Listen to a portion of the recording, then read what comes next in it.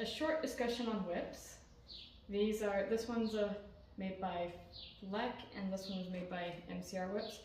But parts of a whip, right? We have our handle, and this whip was actually one of the first ones that I bought that was specifically a carriage driving whip, so it has seen a lot of wear and tear on here. I should probably rewrap it at some point, but this would be the handle. This one's also got a handle. This one's kind of a little bit thicker. It's got kind of a golf club grip on it. And the other difference between these two, even though this one has a little cap sitting on it, this one actually has a weight in the handle to help counterbalance it. Because if you notice, on this one, our balance point is right about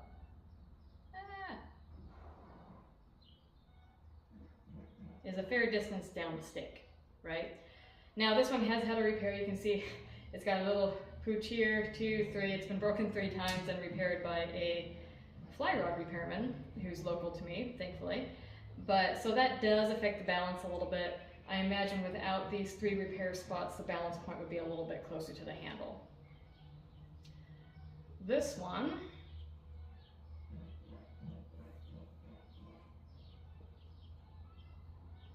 note the balance point is a lot closer to the handle. This one is actually a 2-part whip, and because it's one of my training whips and I take it places, so it will, or at least it's supposed to, break down into 2 parts here. And the crazy thing about it is it actually feels heavier now that I've taken the tip off. But also note, oh wait, where's the balance point here? Without the tip, the balance point is pretty deep in the handle. And that's what makes it feel a little heavier. So this is the balance point when the top's off. And when I put it back together here,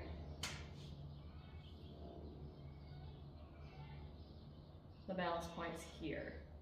So adding almost 4 feet of whip, the balance point moves 10 to 12 inches. But that's not the only thing we're going to talk about here. So whips can be made out of a lot of things. These ones, I believe, are both made out of graphite. There are a couple different other ones. Some of them are like nylon with a braided sleeve over the top. You have really fancy willow or bamboo, and I think holly is the other wood one that you'll see. And they all have different attributes. The graphite is fairly lightweight, and it also has a good amount of give to it. I want to say they were probably used in fly rods and such before they were used in whips and it was adopted over. I would have to dig around and see for sure, but it's a cool material, and most of my whips now are made out of graphite. But going back to the beginning, we have multiple parts to our whips. We have our handle. This is the stick, the whole body of the whip. And then at the top, not all whips have what we call a bow. So these two both have a bow on them. This one, the bow starts here and it goes down to here. Back in the day, it was actually made out of, some of them were whalebone or a quill, you know, part of a feather from a bird. And then you have the lash, and then our little bit here is called the popper. So you have handle, stick, bow, lash, and popper.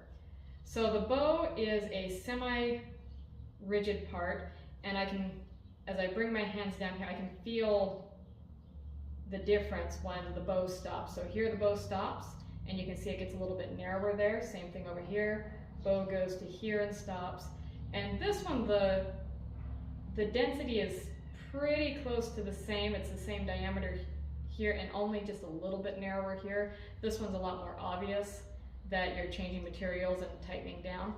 This one does not have a very long lash at all. So this one, when you're using it, if I step to the side here so you can see the tip,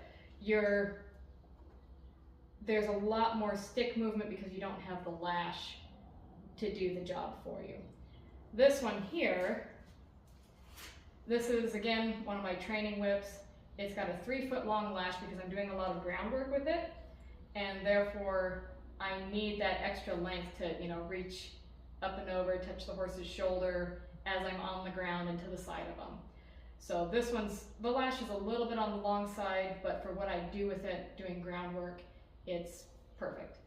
So, but what the bow does is when I go to use my whip in kind of my, here it's counterclockwise or even the other way clockwise motion, hopefully you can see it well enough, but you notice it's not really getting stuck around the stick.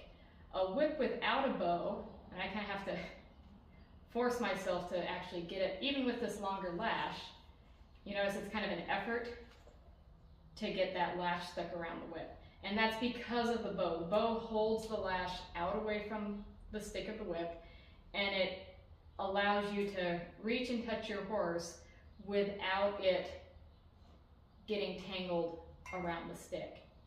And I'm sure a lot of you have dealt with less expensive whips or whips that they may be expensive but they don't have the bow on here, and you go to use the whip and you're touching your horse and it ends up twirled completely down here, and because you don't have the bow, it's like right here, super tight all the way down.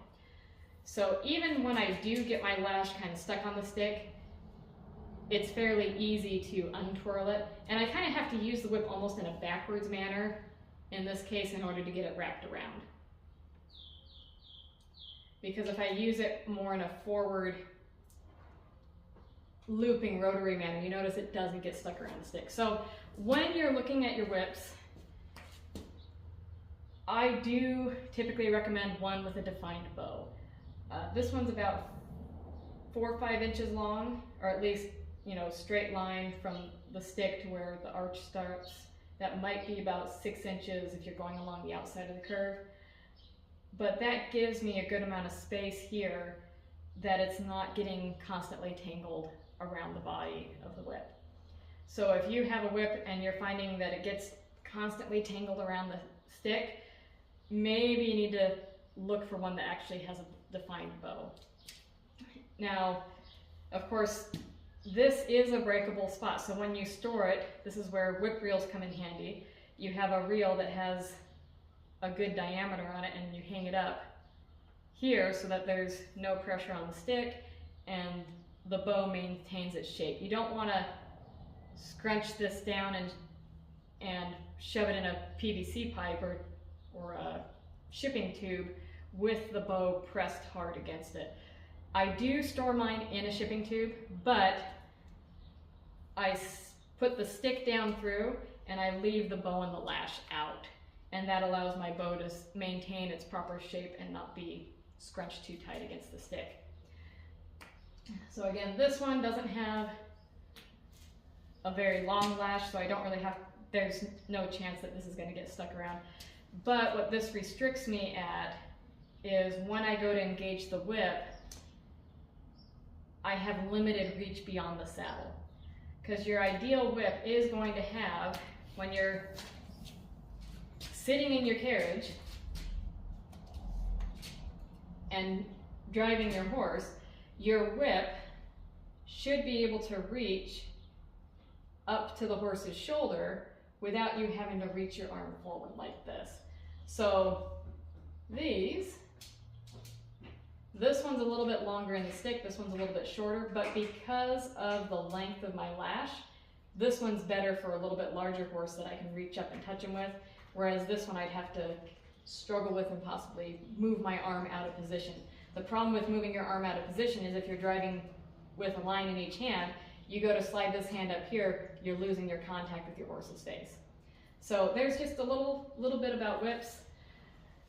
Handle, stick, not all of them have a bow, but bow is the part between the stick and the lash. Then you have your lash, and then you have your little popper. And I will also note that when you use your whip, your goal is to touch your horse with the popper. You don't want to be touching it with the stick. Yes, if you're touching the hip, more likely than not you are going to be using the stick because you're not going to pull your arm all the way back to try and touch them with the lash. But when it comes to the barrel and shoulders, you should be aiming with your lash, not with the stick. And that's one of the biggest things I see when people are first learning how to use the whip.